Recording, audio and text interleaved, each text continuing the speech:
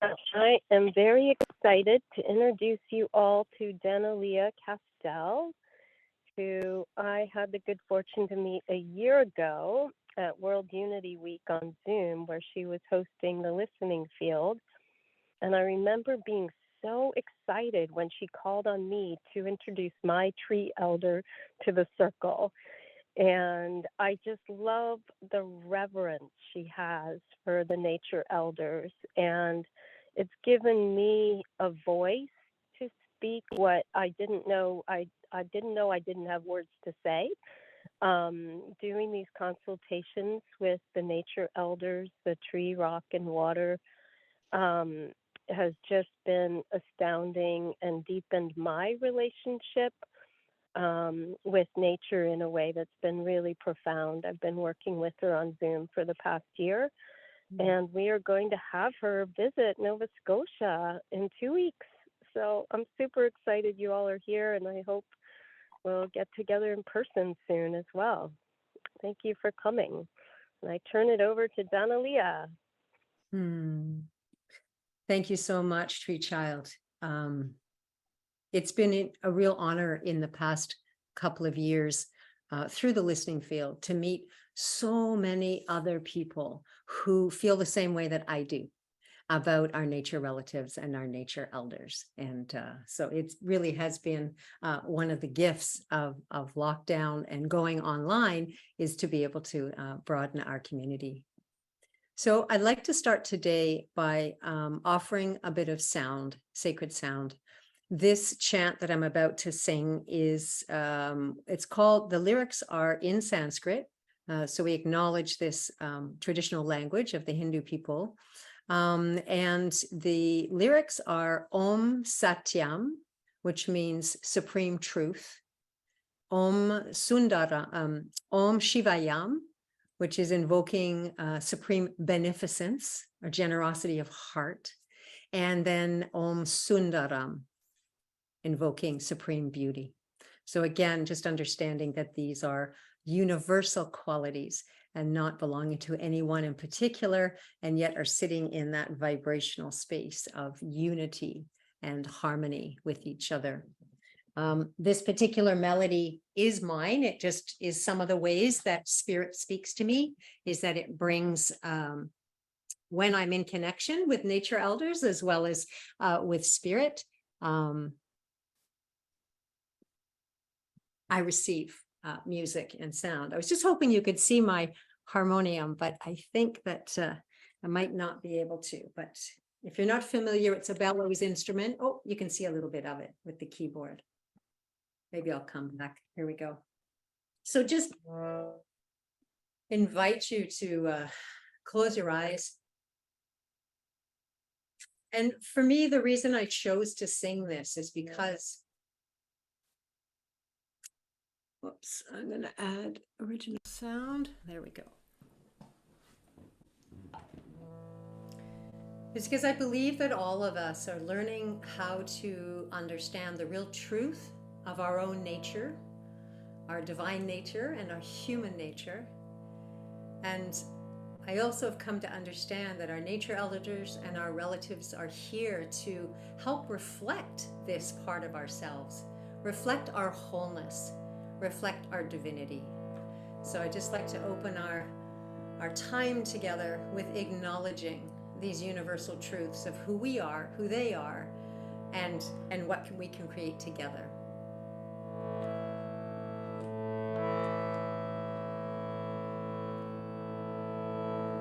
Sorry, I'm just listening here. Here we go.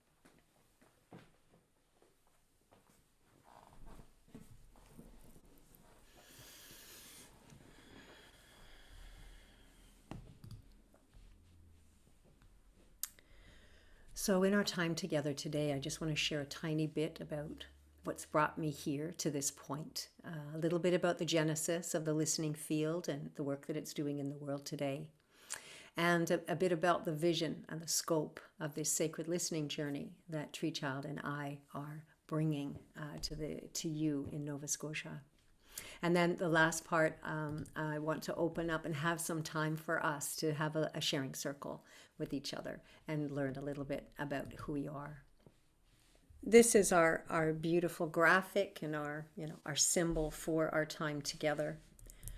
I wanted to start with this slide because I was born as a telepath, empath, incarnator, and maybe like some of you, really couldn't find where I belonged in the world. And in my life, when I look back, I see that I get questions to carry, and then I live and discover the answers. And one of the questions I carried at one point was, if I'm not Cinderella, who am I? And I'm really grateful that I was fortunate enough to receive a direct message and initiation from a group of Sitka spruce trees up in Haida Gwaii, the sacred islands of Haida Gwaii, who finally at the age of 50 told me who I am, that I am here to be an interbeing ambassador.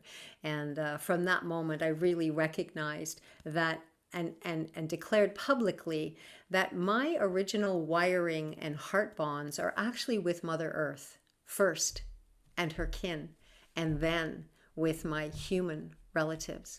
And so from that point forward, I really dedicated my life to learning how to develop the gifts that I had been given, and of course to discover the purpose that I had been given them. So I think that the important thing for you to know about me is that when I enter a place with the intention of an encounter with my nature relatives or elders, it's like entering a holy place. It's a place of remembering. It's a place where we can play and share our creativity. It's a consultation chamber. It's a place where we can ask these questions that matter to us personally or are mattering to our community, and we can receive their wisdom. It's also a place of celebration and honoring a place of tending. And so my outcome is, my commitment on my earth is that when I leave a place, whether I've been there for a short time or a long time, that the nature elders and the relatives there, they feel heard, they feel seen, they feel known, they feel cherished, they feel tended. If there's some tending to do, some picking up of garbage, or in some way we can, assist that they can't assist themselves, and they feel celebrated. And so this is probably the most important thing to know about me. One of the other things that's a big part of my way of relating to spirit, as well as communicating with my nature elders and relatives, is to sound, whether it be long tones and chant, or a style that I call sound weaving, which is really just singing from our hearts and listening and offering from that place. And so this will be a big part of our time in the forest, not only the deep listening to the nature elders, but also the offering back. So the receiving and the reciprocity, those weave inexplicably together. And of course, one of the greatest gifts we can bring is the gift of our voice and our creativity. I do have a particular melody that's called Om Tare Tree. It was actually given to me by a grove of Douglas fir trees. And there's a lovely story that goes with that. And this melody, it's been recorded, it's in an 8-minute version, is one of the known melodies that we will sing back. And of course, those who participate are welcome to bring the songs and sounds that they have, because we'll be co-creating this part of our work together. So I want to speak just briefly about the listening field. The listening field is one of the gifts of COVID and lockdown. So for the previous 13 years prior to 2020, I had been in apprenticeship in person with water, rock, and tree elders around the world. So 4 years with trees, 8 years with water, and then had begun to work with all of them when COVID hit.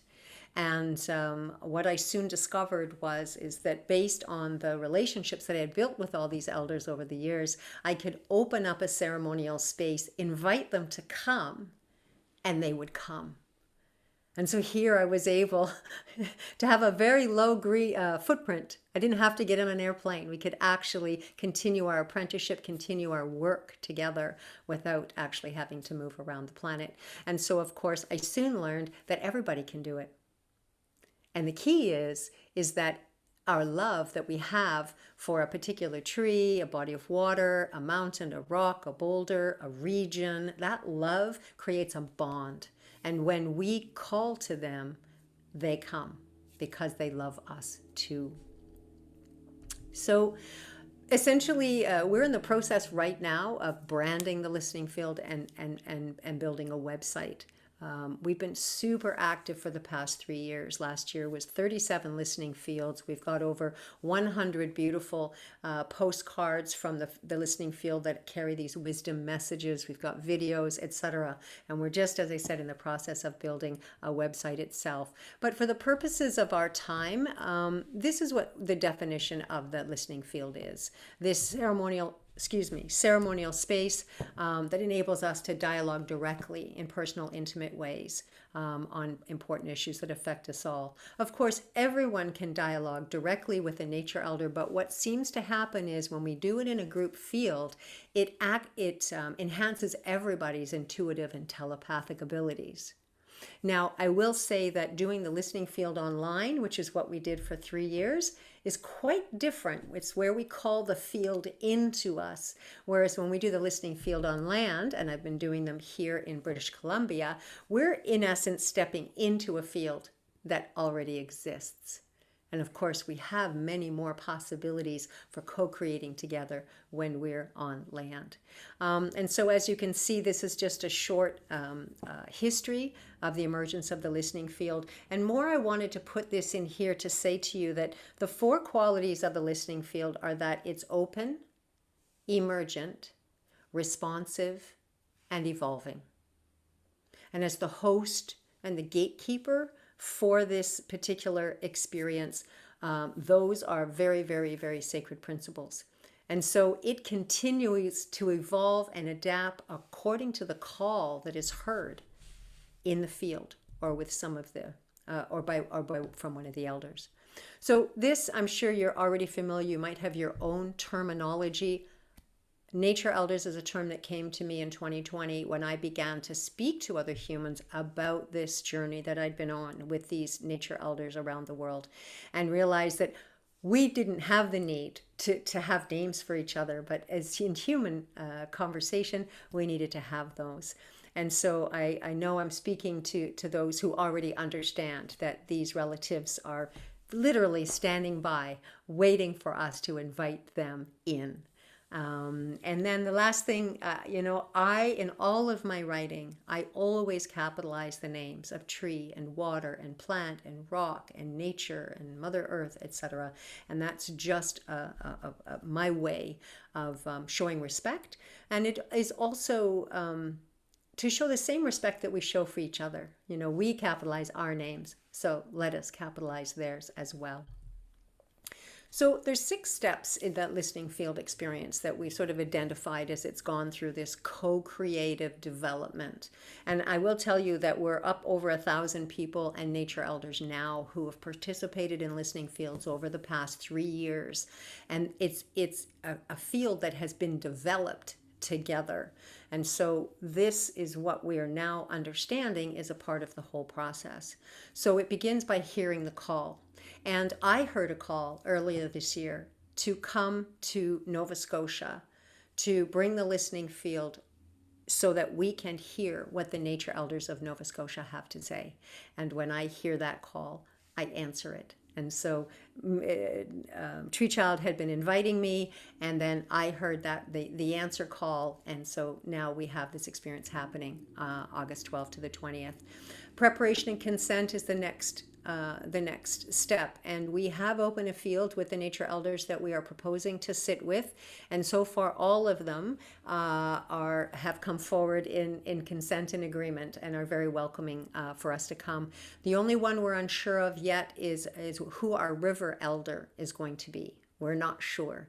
We were looking at Le Havre, but when I reached out and connected, there wasn't a great deal of response. It could be that the location we were imagining is not the right one, or it might be another river elder. So as you can see, we really go from this place of listening, and it's consent from the elders before we bring a group of people to engage with them. And of course, the listening field sessions are really what these 5 core ceremonies are that are part of this week from the 12th until the 20th of August. And then documenting the messages is really important. You heard me mention this postcard idea as part of my personal mission. So one is to provide a platform where the nature elders can speak, and we're going to listen. The second part of it in my agreement and mission is to circulate the wisdom of the nature elders. So the messages that come from all of these different listening fields, I curate them into a very distilled message and then put them on this beautiful photograph. And that makes it easy for those messages to be shared. When we're working with an organization, a business, an NGO, or an ad hoc group, as we're starting to do, the documenting the messages becomes important because they've usually asked for a listening field for a very particular reason. There's a problem they want to solve. They want to have a new relationship with the nature elders involved in their business or their products. And so, capturing what the elders have said through the people who have heard it is super important. The next becomes interpreting the meaning. Often an elder can speak very much like an indigenous elder, where they speak in parable, they speak in sometimes guidance that sounds like a Zen koan, and you have to unpack it for yourself to discover what that meaning is.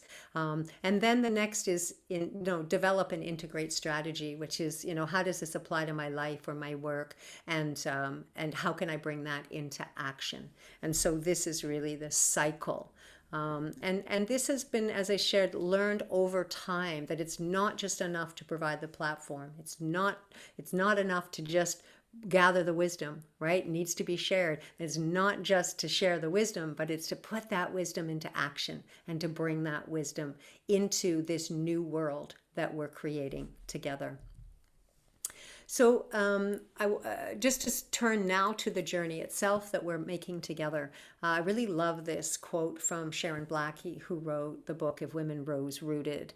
And she wrote about the fact that a fundamental aspect of a woman's journey through life today requires us to understand the nature and depth of our entanglement in and responsibilities to the web of life on this planet. And so, this sacred listening journey that we're talking about right now, I really see it as an opportunity to investigate the depth of our entanglement and our responsibilities to the web of life through a series of encounters with the nature elders in their homes and on their community ground. So, what are we doing? We're providing a listening for whatever it is the nature elders and the relatives wish to say to us. I use the term nature elders, but it's meant to be inclusive. I am speaking to the elders of the species, but that term could also, it could be a young grove of trees, but there is an elder tree there who is the leader or the spokesperson for them. So again, it's just take my language loosely or translate it into your own vernacular. The other thing that also is part of this journey is that when we come into heart link with these elders, healing happens without even needing to put names or words on it. Just, they help us recalibrate to that frequency of life. And then, of course, anytime we're doing listenings, we may have a group question that everybody is asking of either the one elder, if we're listening to one elder, or is asking of the elder that they're listening to. So there's a group question and you're writing down the answers that you receive, but you always have time, of course, to ask personal questions about things that are going in your life and receiving guidance and suggestions from them as well. Everything that I do and we do in the listening field is co-creative. So I am the guide on this journey, but I am partnering with Tree Child, and we will be partnering together when we're in these spaces. And so I'm really inviting everyone who becomes part of this, whether it's for a single event or multiple events or all of it, to bring your own gifts forward in service to the good of the whole. And that means, you get a little nudge going, to mention this, or this song would be good to sing, or something like that. And you feel your permission to speak up and to bring your gifts forward, because it's together with all of our diversity and our beautiful rainbow of offerings that we're really restoring the sacred web of connection with life. We are going to, as you say, co-create beauty, chant, dance, prayers, and other gratitude offerings. So again, that's the turnaround that happens from the deep listening is the giving back and the offering back. And then, of course, this other opportunity to just really surrender control and engage with all of life and with each other and the elders, just through listening and love, through intuition and trust. So this is just a snapshot really of the journey itself, the whole journey. It starts today with us, meet and greet. There'll be another opportunity to meet us again if you choose, and for others who weren't able to make it today, it's in person in Halifax at Teresa Thomas's house. So that's that 7 to 8 p.m. ADT. And if you don't know Teresa's address, just email Tree Child and she will share that with anyone who wishes to join us. And then we'll just go over to the right. To the core of the listening journey is these 5 listening field ceremonies. And so you can see that at each of them, there's opportunities to deepen into your communication and relationship with different elders. I don't know if you're familiar at all with communicating with rock elders or mountain, but these relatives are profound. I had an opportunity to do so last year with the bedrock elders. These are the ones who are part of the mantle of Mother Earth. And this was through an inspiration I was received when war broke out in the Ukraine. I was in a deep listening experience and was guided to go deeper into the earth, and discovered the bedrock elders and how much we could sound energy in through the bedrock and ask that it come up, through the Ukraine and through Russia. So each of these, whether it's rock, tree, water, and water, it's very different. Mother Ocean is very different from our lake elders or from our river elders. And the trees, as many of you know, in Fleming Park, I haven't met them yet, but they're hemlock. Right, so they're a very particular species. Of course, they all have their unique character, spirit, and voice. And then when we're at Liza's in Sherbrooke Lake on the Sunday, the 20th, it's the oak tree elders that we're going to be with for most of the day. So being able to see who the elders are, where the location is, can also help you determine who would you like to deepen your communication with, or how would you like to explore your relationship. Maybe it's with a new elder. Maybe you want to go deeper with another elder. And of course, this information is available on Honor the Earth at wordpress.com. So in closing, I just want to say, so I'm coming in 2 weeks. You all have an email. If you are resonating with what you're hearing and you know of other people in your networks or family members or friends who would be interested, please spread the word. And we have a beautiful poster that has all the information, right on it in one piece. So share that if you like. And then if you wish to register for any of those ceremonies, please do so with Tree Child. And we have you on the mailing list now, just for the journey. It's not on my mailing list, but for the journey, because as you can see, our nature relatives and elders are talking to us all the time. And so we can make these plans about where we're going to go and when. But, the rain may be talking louder than the sun might be talking. And so if there's adjustments to time or place that we need to make for the ceremonies, when you're on the list, we can keep you up to date with that. So thank you for sharing the word. And I look forward to seeing you in person, if that's possible, on August 10th. We'll do an intro at Teresa's house, and then we start Saturday, August the 12th. So thank you, sisters. Yes, and I look forward to seeing you soon. Many blessings.